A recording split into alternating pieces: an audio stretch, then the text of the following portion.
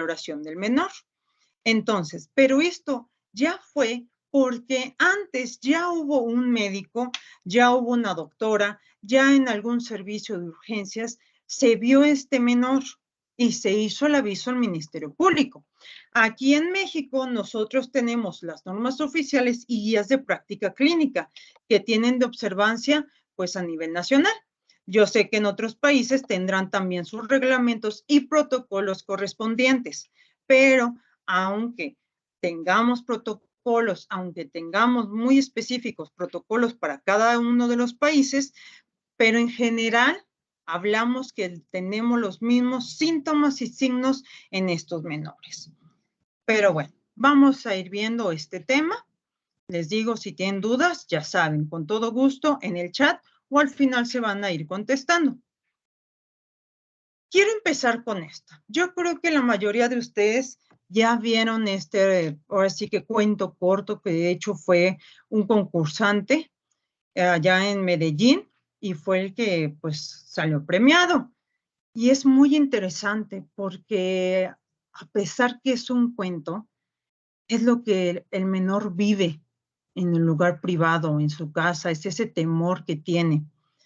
No me voy a detener mucho, solamente voy a leerlo muy rápidamente, sino que ustedes ya lo han visto en algún momento en Facebook, en las redes sociales. Dice: el monstruo de mi cuarto. Mi casa queda en una loma cerca de la estación de Andalucía. Allí vivimos 3 personas, mi mamá, el monstruo y yo. Cada vez que me voy a dormir, puedo ver que en la esquina de mi habitación se para el monstruo para verme mientras duermo. Me da miedo que me haga algo mientras no puedo verlo. Puedo sentir su mirada más y más profunda, como si sus intenciones se escucharan a gritos. Le he puesto varios nombres: el monstruo, el vigilante, el coco y muchos otros, pero mi mamá le dice amor. Cuando se le pregunta al autor de este cuento, pues que si vivía algún tipo de violencia, dice que no, pero que es una historia que se vive día a día en los menores, estos que viven todos los días con su agresor y que muchas de las veces por miedo, por lo que sea, no pueden hablar o por la edad en la que se presenta más frecuentemente este síndrome, pues les es imposible la comunicación hasta que podemos ver nosotros en la consulta ciertas características. Entonces, pues les dejo esto para empezar, para ir empezando. También les voy a mostrar a continuación un video que se hizo muy viral en las redes sociales hace como 1 año, 2 años aproximadamente, aquí en mi país, México, y que muy probablemente alguno de mis alumnos ya lo vio. Pero sí les voy a pedir discreción con respecto a este video, porque sí es un tanto fuerte, pero sí necesito empezar con esto, porque tenemos que sensibilizarlos a ustedes que van a estar en contacto, a ustedes que pueden estar en contacto con alguno de estos menores y poder, pues ahora sí que tener esa sensibilidad y esa empatía para poder dirigirlo a las autoridades correspondientes y poder prevenir. ¿Es este? Me dicen ustedes si se observa. A ver.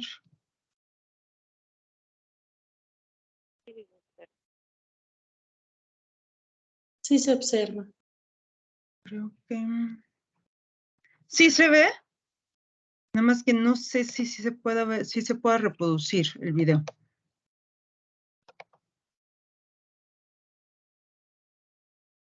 No, ¿verdad? Creo que no se pudo reproducir. A ver, permítanme.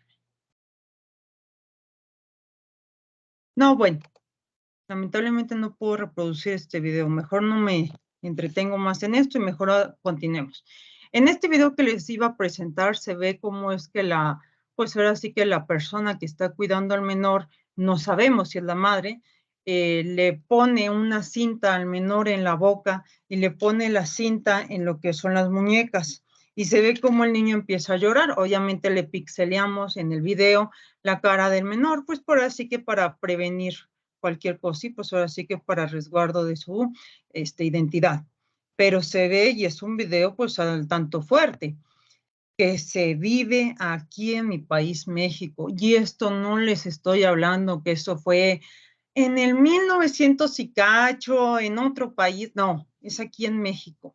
Y esto es lo que nosotros vemos, o sea, es lo que nosotros no podemos ver, pero que el menor vive y que cuando llega con nosotros, al momento de hacer la exploración, interrogatorio y la revisión de estos menores, nosotros ya vemos estas lesiones. Entonces, piensen ustedes que la violencia que está viviendo este menor todos los días, día tras día, por parte de quienes lo cuidan o quien se supone que deben protegerlo, piensen ustedes y saben ustedes que existen y que puede dejar secuelas a posterior en la vida del menor. Si es que no se hace algo, si es que no llega esta denuncia, si es que no se hace prevenciones. Por eso yo tengo que enseñarles y quiero empezar con estos videos y ahora sí que estos así, trazos y literatura para que ustedes vean cómo es esta situación tan peligrosa y tan grave. Ahora podemos ver también qué es lo que se dice ahora. Pues ahora sí que la educación del menor respetuosa. La educación respetuosa es el menor. No me enseñaron a educar, sí, pero eso no significa que tengas que lastimar, que tengas que golpear, que tengas que enseñar a base de golpes. Eso no te va a justificar y eso no te exime de cualquier, pues ahora sí que consecuencia legal. Que no te enseñaron, sí, pero eso no se trata de, pues a golpes va a aprender el niño. En una nalgada a tiempo, eso es lo que los corrige. ¿En qué tiempo estamos hablando? Eso no les vas a enseñar absolutamente nada. Lo que les enseñas es a tener miedo a que con violencia se va a generar más violencia. Y ustedes están viendo ahí una estadística que nos habla, pues ahora sí que cuántos niños son víctimas de la violencia familiar, porque estamos hablando que cuando existe violencia hacia el menor, también existe, conlleva y también se está viendo que existe la violencia contra la mujer. Entonces van juntos, ¿sale? Entonces, pues es importante que nosotros sepamos detectar estos casos y poderlos canalizar cuando trabajamos en las áreas clínicas. Igual nos habla la UNICEF, todas estas estadísticas, no les estoy hablando de un solo país, no estoy hablando que solamente en México pasa, que solamente en San Luis pasa, no, esto es, ahora sí que mundial, que a veces no tenemos cifras tan confiables porque recuerden que a veces no se denuncian, porque estos casos a veces no llegan a las autoridades correspondientes. Déjenme decirles que se pide o lo que se necesita es que se tengan fiscalías especializadas para este tipo de casos, en donde tengamos ministerios públicos o fiscales sensibilizados y especializados en estos, pues ahora sí que en estos casos tan delicados. Aquí en San Luis Potosí nosotros tenemos lo que es la Fiscalía Especializada para la mujer, la familia y los delitos sexuales, donde se encuentran, pues ahora sí que fiscales, policías de investigación, médicos, psicólogos, especialistas en esta área, nada más, se dedican solamente y exclusivamente a estos casos. Por lo tanto, también cuenta, pues ahora sí que déjenme contarles, que cuenta con áreas para cuando se encuentra una víctima en crisis psicológica. Se da ese apoyo, ¿sí?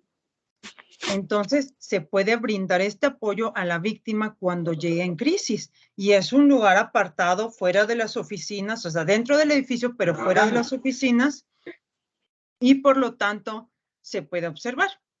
Entonces, es ahí.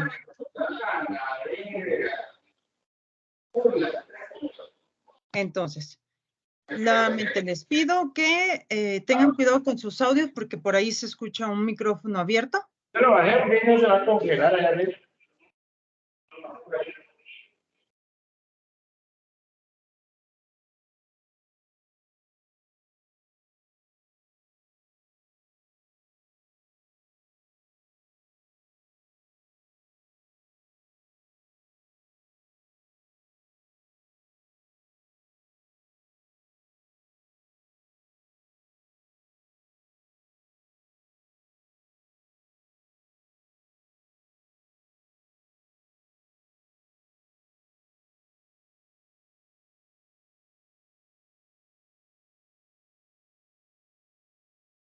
Licenciada, perdón, está silenciada.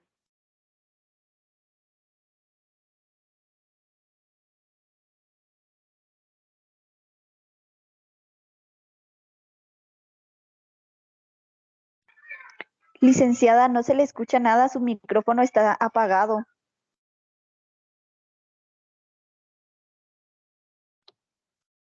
¿Ya me escuchó? Sí, doctora, ya se escucha. Ah, ¿y me puedo ver? Sí, se ve bien, doctora. Ok, excelente. Muchas gracias. Qué bueno que me dicen porque luego me emociono platicando y hablando y no me están viendo, ni me escuchan. Entonces, bueno, podemos ver aquí también la estadística en lo que vemos disciplina violenta. Pero bueno, no me voy a entretener más en estas estadísticas.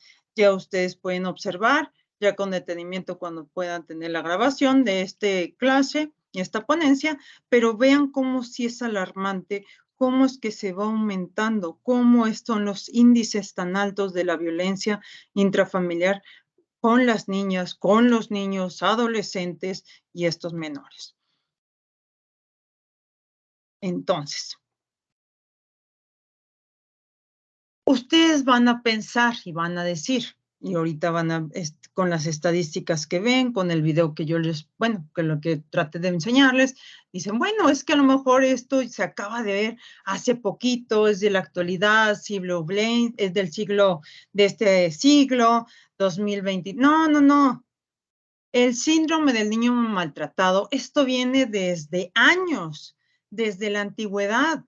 Esto no es actual, esto no es de ahorita. De hecho, aquellos que sean conocedores de la literatura bíblica, cuando Isaac va a intentar sacrificar a su hijo, se ve y se puede observar cómo es que el hombre, el ser humano, al tratar de quedar complacer a sus deidades, a su Dios, pues va a sacrificar a su hijo.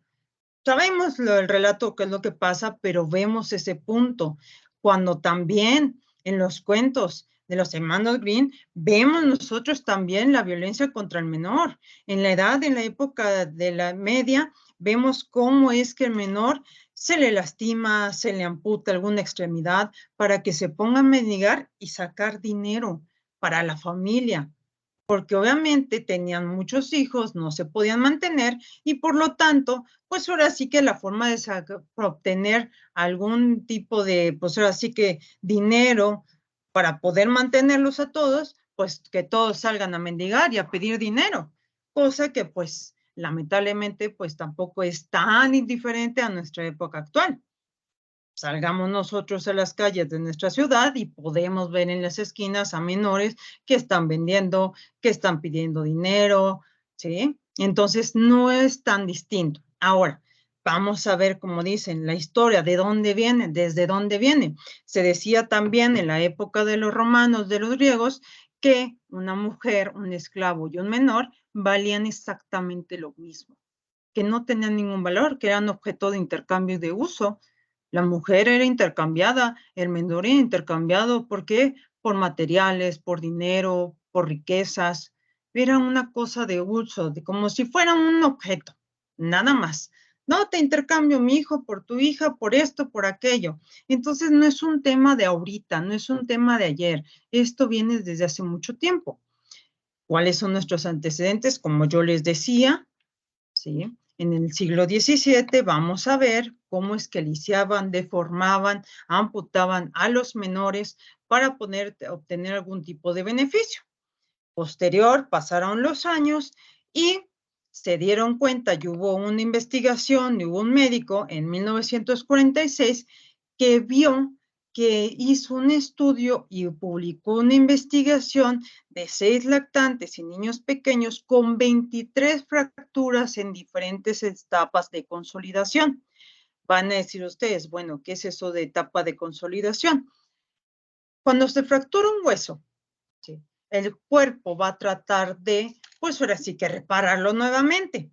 Va a tener ciertas etapas, va a tener su proceso, no es como que de la noche a la mañana se va a solidificar ese hueso.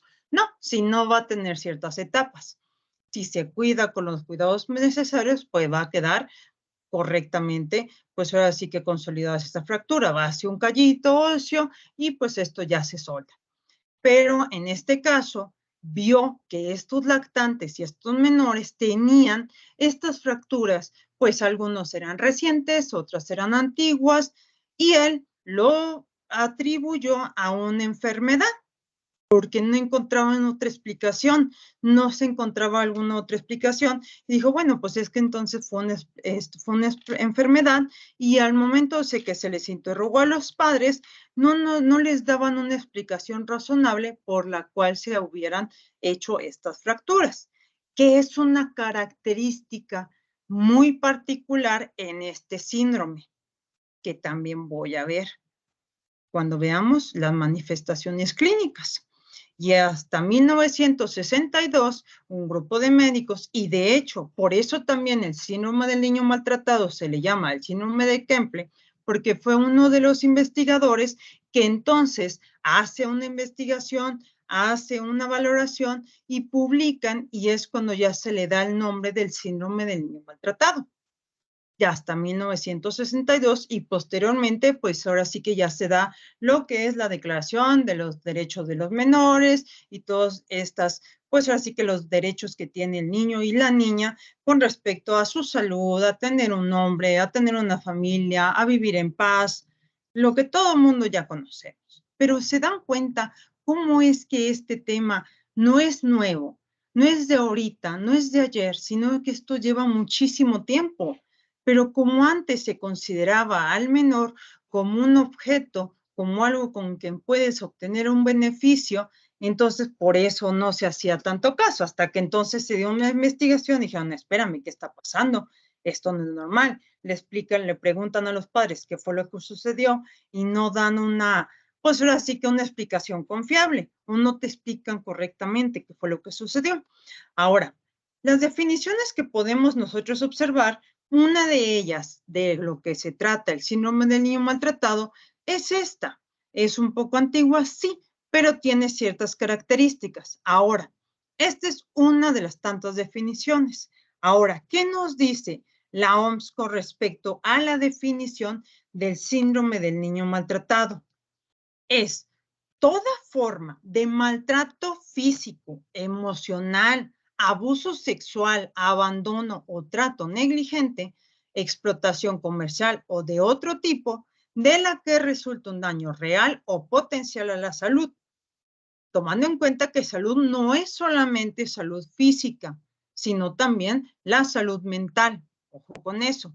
La supervivencia, el desarrollo o la dignidad del niño en el contexto de una relación de responsabilidad o de confianza o de poder. O sea, en pocas palabras, todo lo relacionado o aquella persona relacionada con el menor puede ocasionar un síndrome del niño maltratado. Oiga, yo soy la maestra, también puedo ser, sí, también entro dentro de esta definición, el director de la escuela, sí, también. Oiga, pero entonces si yo como maestra lo ignoro, le hago castigos físicos, ¿entra dentro de esto? Sí, también. Todo aquel que esté relacionado con el menor, que tenga este tipo de relación. El entrenador, la entrenadora, quien sea. Entonces, esta es una de las definiciones y abarca muchos aspectos. Aquí no estoy hablando nada más del maltrato físico, también de la negligencia, también del abandono, y es lo que son características de un tipo específico dentro de este síndrome. Ahora vamos a ver la etiología. ¿Por qué se da este síndrome? Pueden decir ustedes, bueno, es que a lo mejor solamente es una causal, solamente es por una situación, solamente es una causa. Pues el niño que sea muy travieso, muy latoso. No, no, no. Hay múltiples causas de las cuales nos pueden ocasionar este síndrome del niño maltratado. Una de ellas, solamente una de ellas, puede ser el entorno familiar. O sea, me refiero a que el niño esté dentro de una familia de la cual ya se viva la violencia intrafamiliar antes que él naciera o ella naciera. También familias en las que son muy numerosos sus integrantes, familias en las que esté en un estado, pues uno así que en un nivel socioeconómico a veces bajo, pero esto también puede afectar en los diferentes niveles socioeconómicos, no estamos hablando de uno exclusivamente. También en aquellos en las que, pues ahora sí que sea una familia compuesta, que sea de padres pues que estén en un segundo matrimonio. Ojo, yo no estoy diciendo que todas las familias que tengan estas características van a ser, pues ahora sí que los que hagan un síndrome del niño maltratado, no. Pero se ha visto casos, hay cierto porcentaje. También los factores individuales del agresor directo del menor, del lado, o así que del menor. ¿A qué se refiere? Aquellos adultos que están al cuidado o aquellos adultos que maltratan al menor son aquellos que se ha visto que tengan o alguna dependencia física por alguna sustancia, aquellos que tengan poca tolerancia a la frustración, aquellos que tengan o que hayan tenido antecedentes que en su propia historia personal, pues ahora sí que vaya, en su propia historia, ya hayan sido también víctimas de este tipo de maltratos. ¿Sí? Obviamente, también yo les estoy comentando, no estoy diciendo que todos los que sean, pues ahora sí que hayan tenido una historia de maltrato en su infancia, son personas que van a ser maltratadores. No, pero una de las características que se ha visto es esa. También puede ser así que una de las causas a nivel social. ¿Cómo? ¿Cómo puede ser esto? Sí, porque puede ser en el caso ahora que fue lo del COVID, que también habían comentado aquí, di una charla hace unos años con respecto a qué es lo que sucedió con este síndrome en el COVID, cuando estuvimos en esa pandemia tan desastrosa y a nivel mundial, pues que los niveles de violencia intrafamiliar, abuso sexual, se fueron a la alza. Y sí, nosotros que trabajamos en fiscalía lo vimos. ¿Sí? Lo vimos que veamos más víctimas al día, vimos más lesiones, vimos más maltrato, vimos más abandono, se hizo a la alza este tipo de síndromes. Entonces, como pueden ver, no solamente es una causal, son múltiples las causas que nos pueden desarrollar este síndrome. Por eso es tan importante que nosotros aprendamos a distinguir, ahora sí que a valorar, a hacer nuestra investigación, tanto médico-clínica como médico-legal, que sepamos hacer esta investigación lo más completa para que esto pueda ayudar a las carpetas de investigación que se requieren para la administración de la justicia, como ustedes bien saben, siendo esta la definición del médico legista o médico forense. ¿Cómo vamos a detectar y a investigar este síndrome? Bueno, pues vamos a ver que dentro de este síndrome tenemos la forma pasiva y la forma activa. Como yo les digo a veces a mis alumnos, no se les olvide, la forma activa son los golpes, lo físico, algo, ¿sí? Y la forma pasiva es aquellas en las que se le abandona, en la que se es negligente, en la que pues ahora sí que no es algo tan físico, no son golpes, sino es un abandono. Y ahí es donde se va a estar involucrado las otras ciencias, que ahorita vamos a ver, poco a poquito. Dentro de la forma activa vamos a ver que encontramos de una forma crónica y una forma aguda. En la forma aguda es un solo castigo, pero muy exagerado. Y la forma crónica, que es la más frecuente en el síndrome del niño maltratado, son castigos o lesiones que se van viendo a través del tiempo. Una tras otro día, tras otro día. Pero van a decir ustedes, bueno, ¿y cómo voy a verlo? ¿Cómo voy a investigarlo? ¿Cómo lo voy a sospechar si soy médico de hospital? Vamos a ver. De la forma activa, tengo una forma o así que de una forma común y aquellas no tan comunes. La forma común son los maltratos físicos, abuso sexual, abuso psicológico o emocional, la privación social. En una palabra ahorita les voy a presentar en la próxima diapositiva a qué me refiero con el maltrato físico, porque el maltrato físico tiene características muy particulares que nos hacen sospechar, que son cuando llegan con nosotros al consultorio médico legal, tenemos que hacer una muy buena descripción de las lesiones. Tenemos que describir todas y cada una de las lesiones que presenta este menor en el consultorio. Abuso sexual es todo un tema.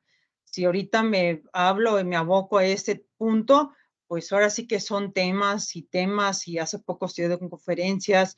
Es todo un tema aparte hablar del abuso sexual hacia el menor, porque también son lesiones, hay desgarros, hay ciertas características que van a distinguir con respecto al abuso en el adulto, porque en el caso del menor, entre más corta la edad, más lesiones genitales van a tener. Entonces, es todo un tema, ¿qué les puedo decir? Las formas no comunes, pues síndrome de Munchausen, abuso fetal, abuso infantil tipo ritual o religioso, niños de la guerra, niños de la calle. Igual, no es tan común. ¿A qué me refiero con que no es tan común? Oiga, ¿es que no es tan frecuente? Sí, sí es frecuente. Ustedes salgan a las calles de su ciudad y van a encontrar muchos niños en la calle haciendo, así que pidiendo y vendiendo cosas. Lo que no es común es que se hagan las denuncias en estos casos o que se presenten las autoridades correspondientes a estos menores. Eso es a lo que me refiero. Y vamos a ver, con respecto a la forma activa del maltrato físico.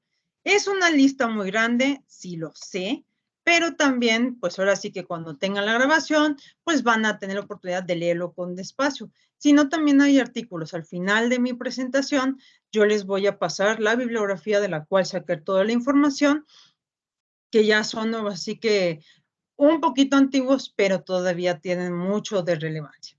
Equimosis multicolor. ¿A qué se refiere con un equimosis multicolor?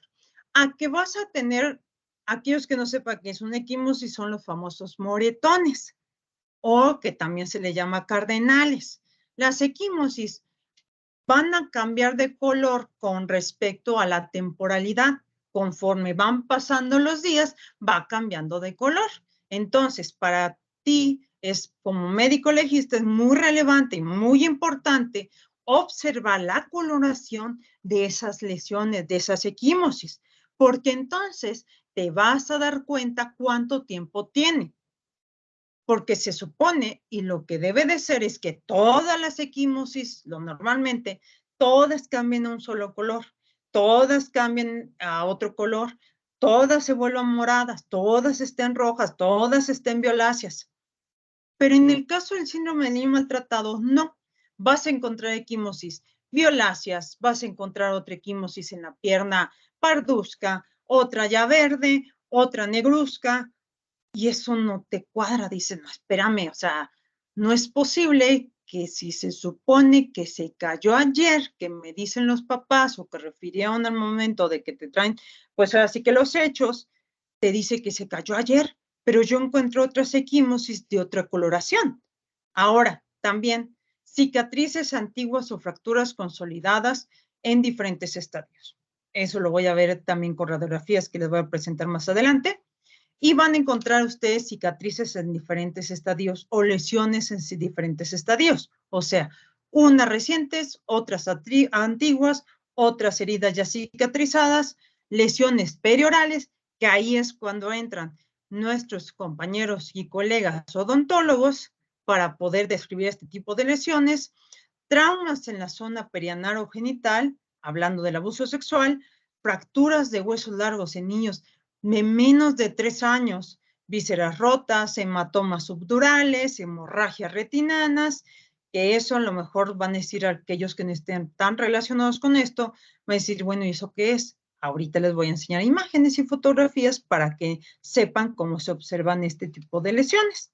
Quemaduras de segundo y tercer grado bien delimitadas en áreas no frecuentes. Para empezar, una quemadura delimitada de este grado que no tenga algún antecedente que estuvo en un lugar que se estaba quemando y incendiando, pues no tendría por qué tener un menor y tan delimitada, tan redondita.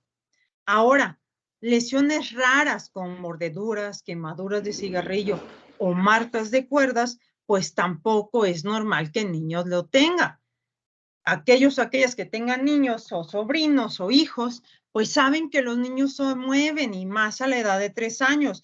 Brincan, saltan, se caen, se raspan y es normal encontrar este tipo de lesiones.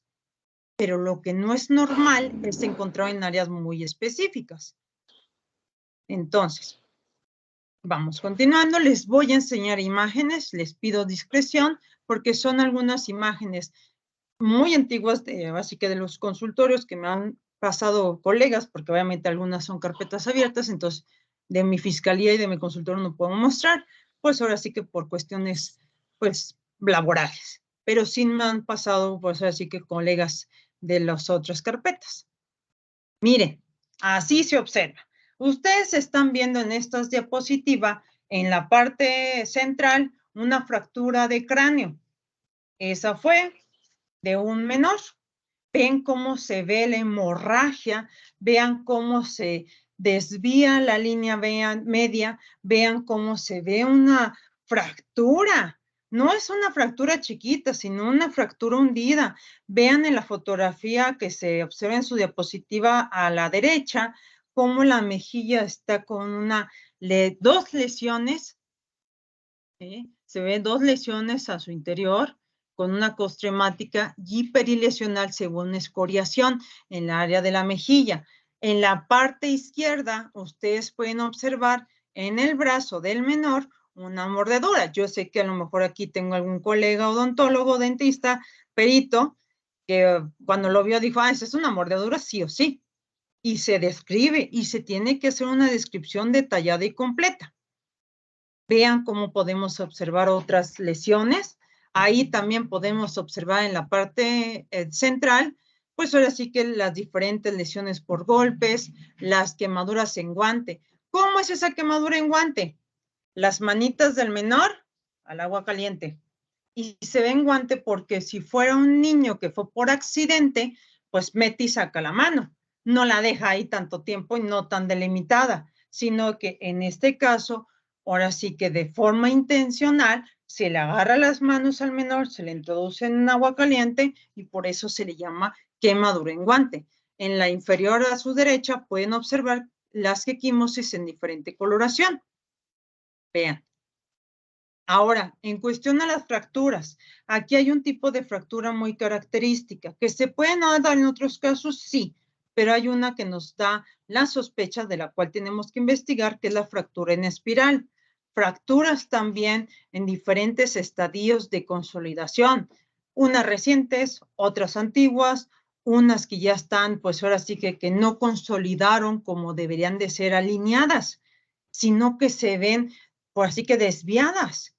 Y eso no es normal en un menor, a menos que tuviera alguna enfermedad, cosa que se descarta previamente.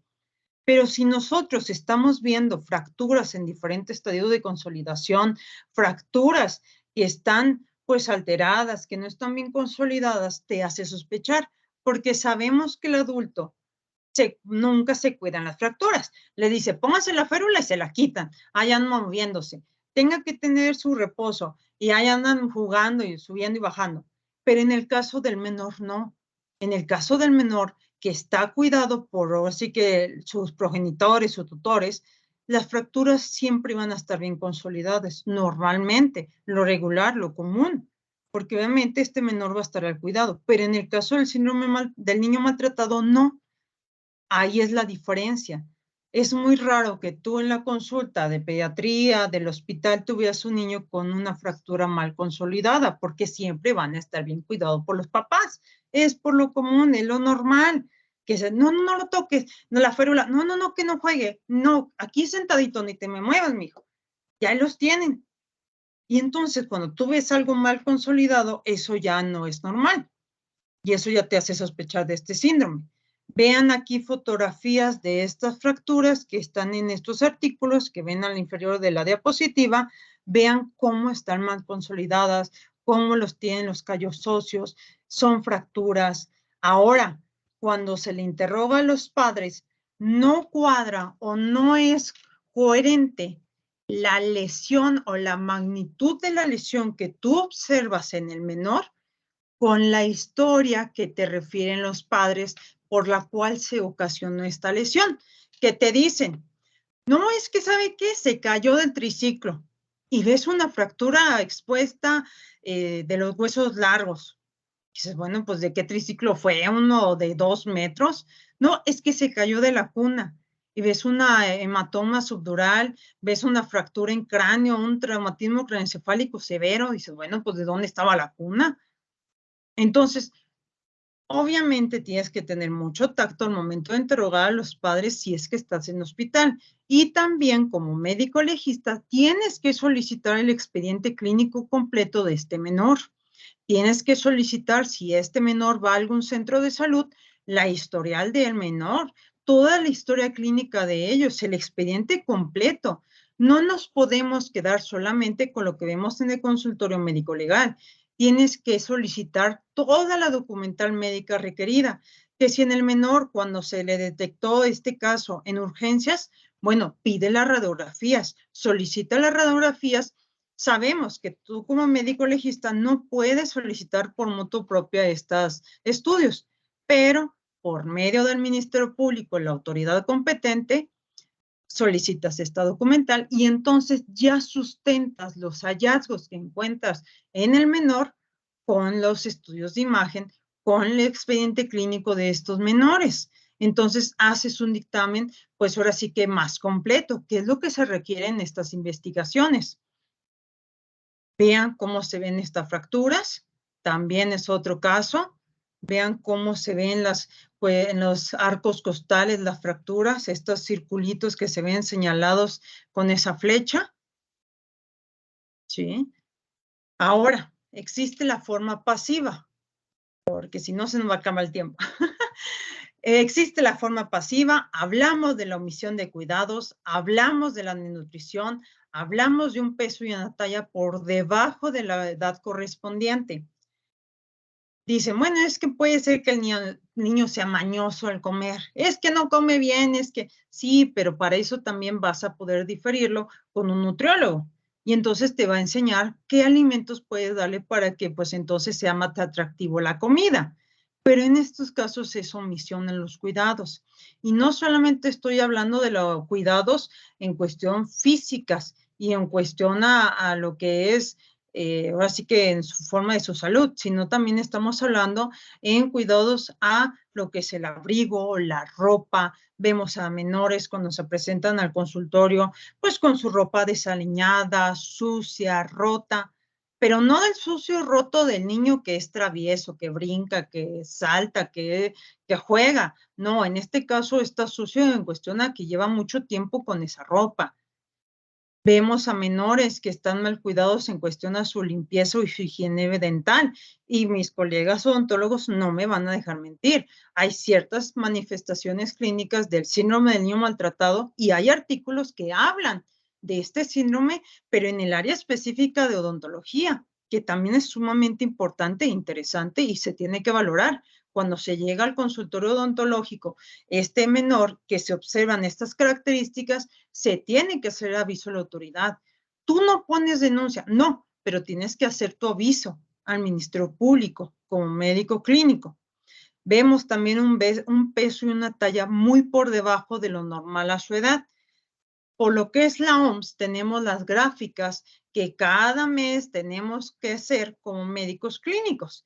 El peso y la talla, y lo vas midiendo, las percentilas, cuál es lo normal, cuál es lo normal, es sobrepeso, es obesidad, y por eso lo tienen que ver al niño. Aquí en México se ve la consulta del niño sano, mes con mes con mes, y en la norma oficial habla de eso.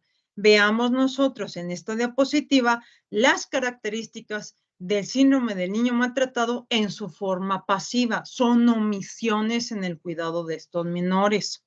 No son maltratos físicos, no son golpes, sino son omisiones. No se le está alimentando, no se le está cuidando. Vean lo que son estas piezas dentales. Y yo sé que si tengo aquí algún odontólogo va a decir, y hay un número exacto de caries que se tienen que observar para entonces sospechar abuso y maltrato y omisión en el menor.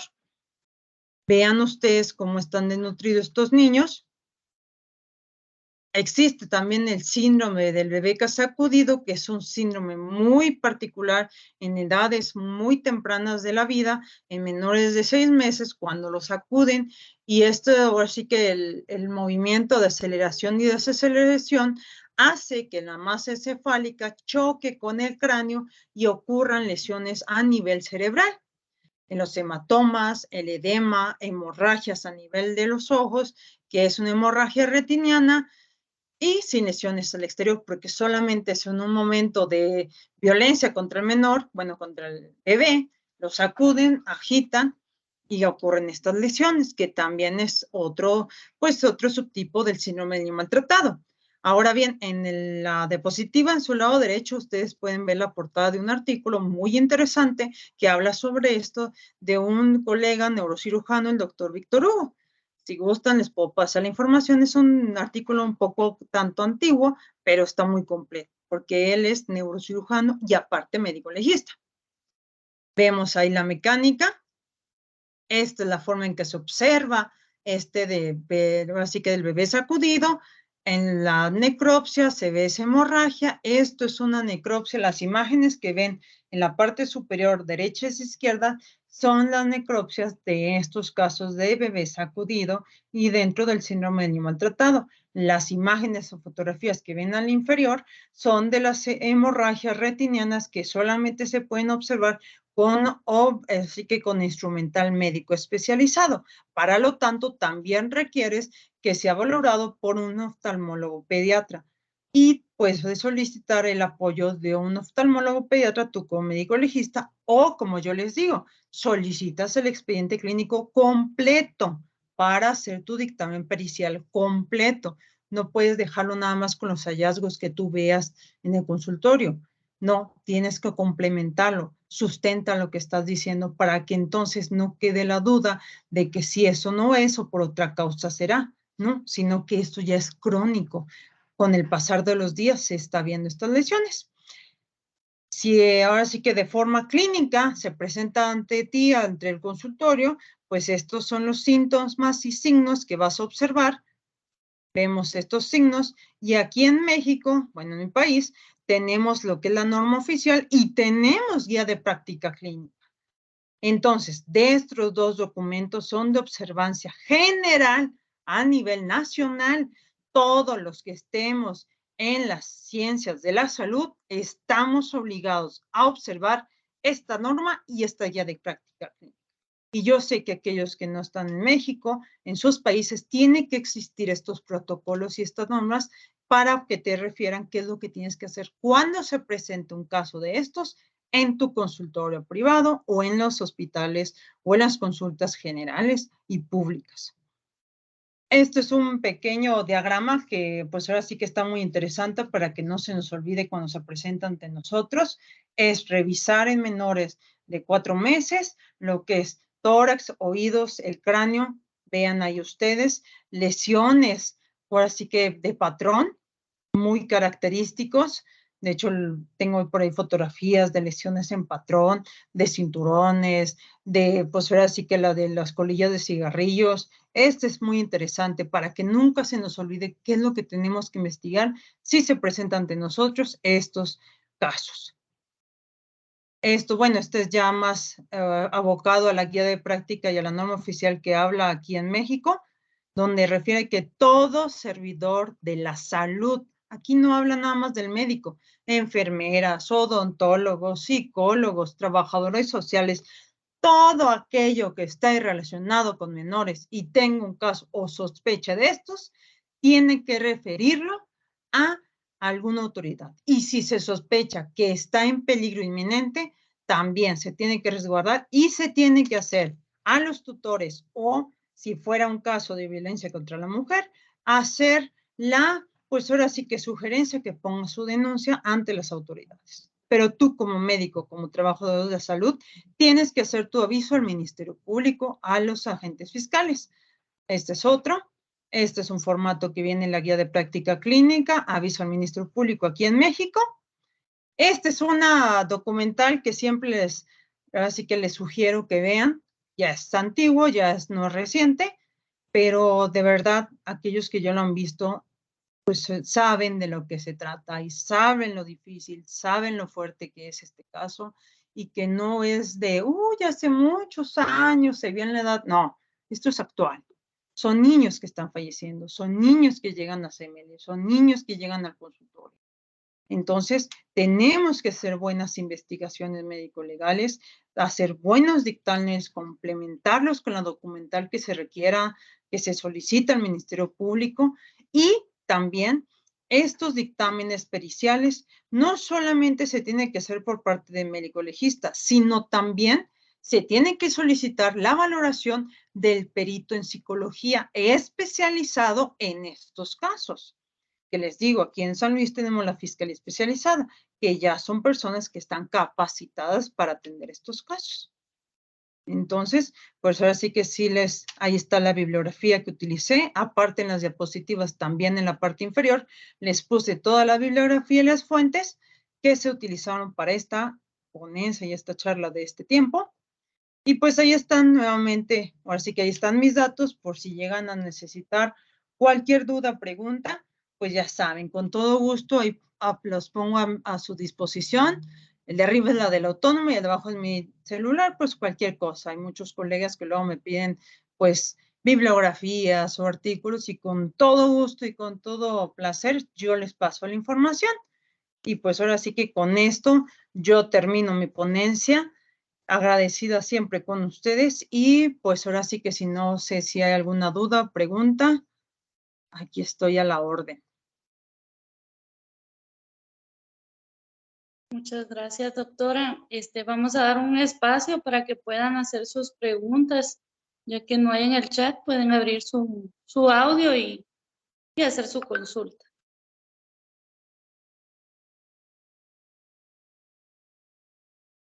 Buenas noches.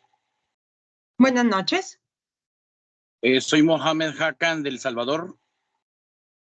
Mucho gusto. Quisiera que se pudiese hacer un enfoque sobre el maltrato que sufren muchos menores de parte de mamás, de mujeres, dominantes, con trastornos de personalidad y que inclusive agreden a sus mismos esposos.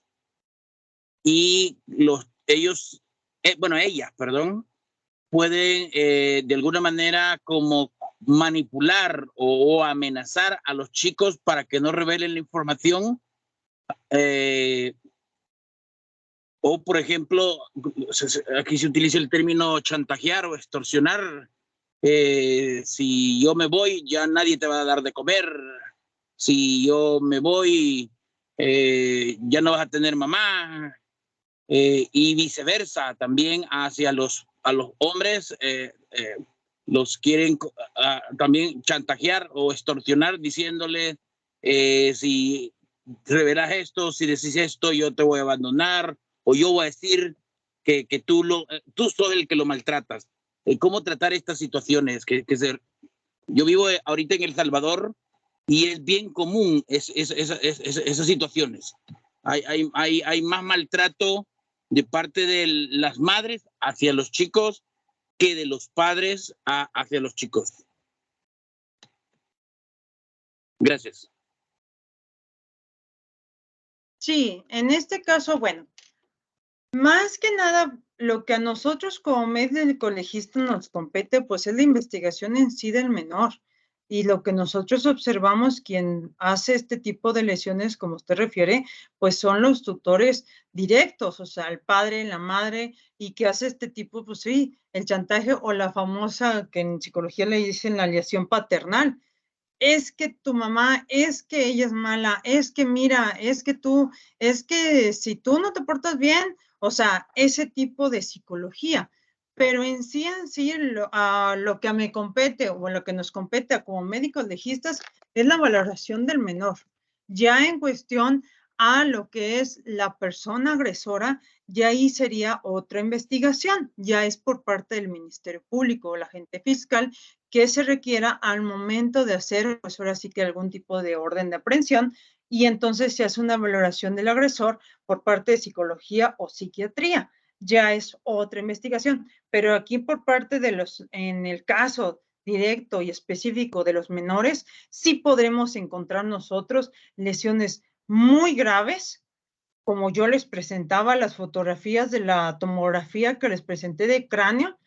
Ahí se ve una fractura y ese fue con un bat.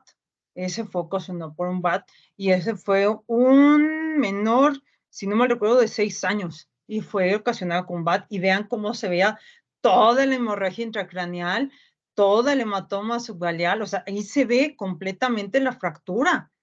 Obviamente este menor, pues ahora sí que o sea, sobrevivió, sí sobrevivió porque se presenta ante nosotros al consultorio con esas imágenes tomográficas, obviamente ya no por parte del tutor, sino por las autoridades que al momento de ser valorado dentro del hospital se refirió a lo que es el servicio médico legal, que también nosotros como médicos legistas acudimos a los hospitales a hacer las investigaciones correspondientes a los hospitales de aquí de nuestro estado o nuestra ciudad. También se nos solicita la valoración de estos menores cuando se sospecha y ahí sí tenemos que acudir directamente al hospital antes que sean egresados, porque sí luego ya se pierden los menores y como obviamente saben ustedes que dentro de las instituciones pues no puedes retener al menor porque pues ahí sí ya entrarían ellos con otro incurrir, así que delito. Entonces, en lo que dan los papeles, en lo que le dan oportunidad de el resumen de alta, pues llamen al médico legista para que vayan a verlo o para que vayamos a valorarlo dentro del hospital.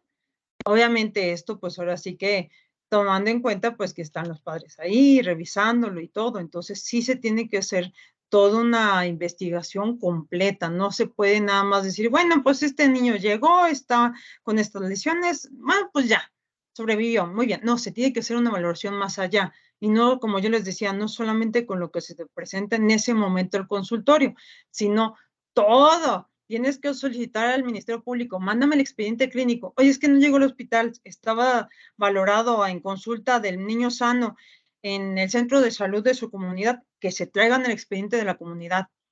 Y sabemos que, pues ahora sí que los ministerios públicos y los fiscales tienen toda la autoridad en la que ellos solicitan estos, pues ahora sí que estos documentales sin ningún problema y se los tienen que otorgar sí o sí, porque pues ahora sí que son la autoridad, ya a nosotros ya nos llega y complementamos estas documentales. Por eso, de hecho, dentro de mis conclusiones, cuando se hace este tipo de dictámenes, sugiero la valoración del perito en psicología, por si en algún momento, pues ahora sí que no se pide, sí se tiene que hacer como médico la sugerencia y el requerimiento. Pero sí, muy buena observación y gracias por el comentario. ¿Alguna otra pregunta, comentario, queja, sugerencia? Ahora sí que este es un tema sumamente amplio. En verdad es muy amplio. Esto es, nada más fueron 45 minutos, una hora y nos faltó. Así que nos faltó muchísimo, pero es muy interesante. Es lamentable, pero bueno, dígame. Buenas noches, doctora. Mi nombre es Andy Juanta y soy estudiante de investigación criminal de acá de Guatemala. Yo tengo una duda. Usted hablaba hace un Dígame. momento sobre... ¿Me escucha? Estoy entrecortado. No sé si me escucha ahora. Ya sea si quiere por audio o en el chat, cualquiera de los dos, si es que porque sí medio se entrecorta su audio.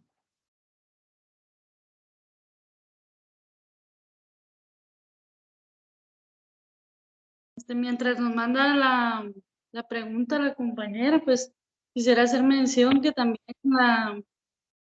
en Guatemala pues existe la Ley de Protección Integral de Niños y Adolescentes, perdón, que es más conocida como la Ley PINA, ¿verdad? En ella pueden encontrar todo lo que es concerniente a la protección para los menores. Y como dice la doctora, tanto la acción como la omisión de algunas necesidades de nuestros hijos o de algún familiar en nuestro entorno que sea menor de edad, pues es importante que sea denunciado. Acá nos mandó unos chats. Dice muchas gracias por la cátedra. También Juana le agradece, doctora. Excelente ponencia, doctora López. Gracias por compartirnos sus conocimientos. Y aquí vamos a estar esperando que nos escriba un participante que tenía una duda. Yo soy estudiante en criminalista, más sin embargo también realizo cursos a veces de investigación precisamente por los diferentes casos que se llegan a encontrar. Cuando existe una persona, una mujer en este caso, que se realiza el abandono de los hijos, pero porque la mamá vive con su familia por separación de divorcio y vive con sus hermanos y su mamá. Entonces, existe lo que viene siendo la drogadicción dentro de la familia y la violencia intrafamiliar. La mujer lo que hace es abandona a sus hijos o los deja a cargo de la ex suegra para poder salvaguardar la integridad de los menores y su desarrollo íntegro. ¿Qué se puede hacer en ese caso?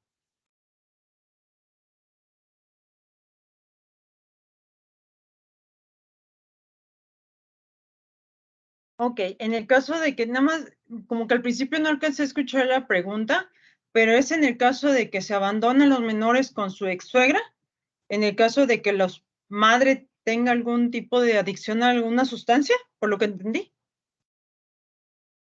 No, lo que pasa es que la mamá es Ajá. saludable, pero los hermanos de la mamá son drogadictos y se vive la violencia intrafamiliar, pero por cuestiones económicas y precisamente por salvaguardar a los niños, la mujer decide dejar a los Se niños entrecorta. de la ex suegra. ¿Cómo puede hacerle la mamá para poder Como que darle sí, le escuché muy entrecortada la pregunta. Ajá.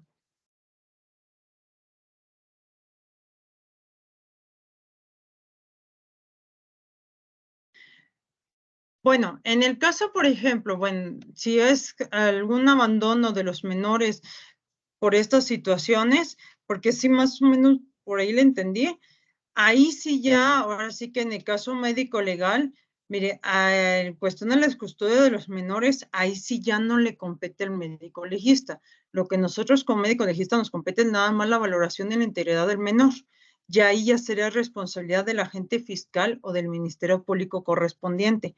Ahí sí se puede hacer la observancia como médico legista de esta situación, más no me compete a nosotros directamente como médico legista a algún tipo de actuación, ¿sí? O sea, vamos, por medio del oficio del Ministerio Público se solicita la valoración de este menor con el nombre tal, sospechando que se tenga síndrome de niño maltratado, dígame usted cómo se encuentra el menor. Y ahí se hace la valoración de la integridad del menor. Pero ya en cuestiones a la custodia de estos menores, ahí sí ya le competiría más al Ministerio Público, la autoridad correspondiente. O sea, sí ser conocimiento, pero ya no es competencia del médico legista. Sí, ahí sí ya no entraría como parte de la responsabilidad del médico legal. Nosotros es la pura integridad física. No sé si a eso se refería o si hay alguna otra duda. No, es que como que medio se intercortaba el audio. Así que sí, lo malo.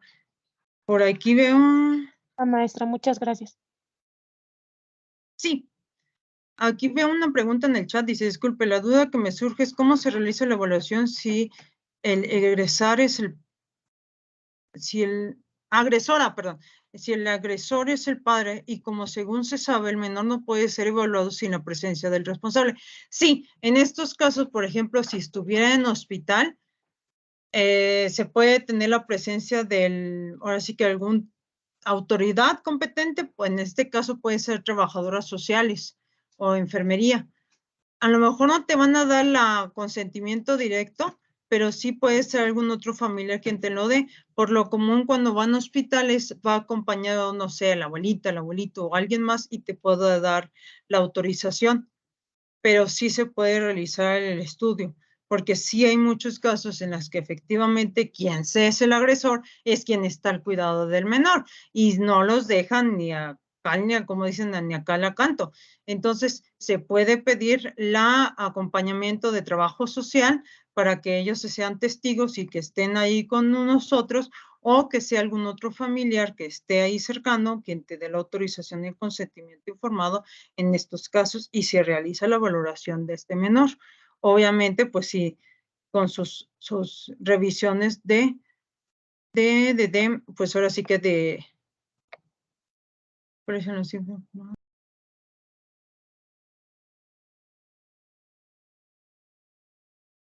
Es que estoy viendo la pregunta que ahorita me acaban de hacer en el chat. Dice, ¿cuáles serían los síntomas primarios para un niño que no puede articular palabras? En el caso, por ejemplo, de un menor de 6 meses, a eso me refiero, muy pequeñitos. Bueno, por lo común en estos casos se hace la valoración cuando se presentan a la consulta clínica de los hospitales. Ellos nos hacen la referencia al médico legista o lo más frecuente es quien pone la denuncia son los abuelos, las tías, quienes no es que sabe que lo encontré con estas lesiones, ponen la denuncia y entonces son los que los llevan a estos, con nosotros, con médicos legistas. Y a estos casos es igual, son los mismos síntomas que vas a encontrar en los niños. Aquí, pues ahora sí que la diferencia es de que él no te, o ella no te va a referir, pues, los abusos, pero sí vas a encontrar estos signos y síntomas que nos van a hacer sospechar como médicos que existen estos síndromes o que hay esta negligencia o este abuso por parte de quien los estén cuidando. Por eso hay que ser muy observadores y tenemos que aprender cuáles son los signos y síntomas en estos casos.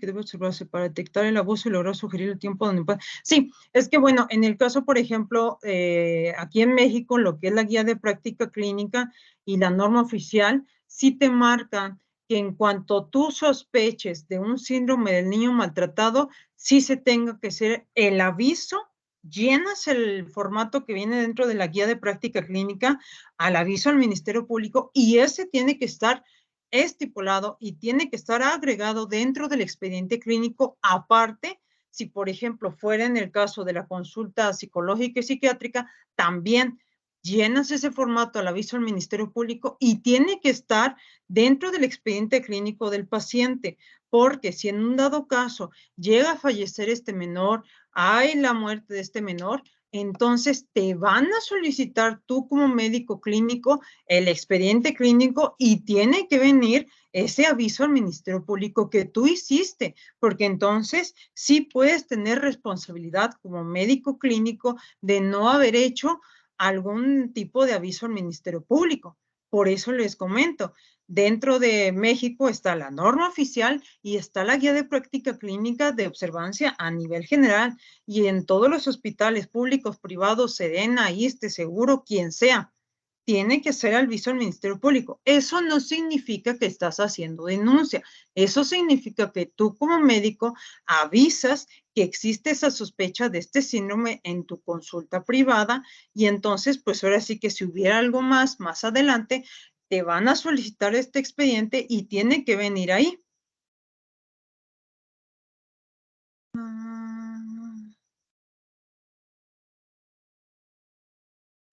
Sí, claro, yo les paso la información del doctor. Por la última pregunta. Y pues creo que ya no hay otra pregunta. No sé si hay algo más. Si no, aquí estoy. Porque ya nos pasamos mucho de la hora. La verdad que Buenas noches, doctora. ¿Pedir constancia, maestra?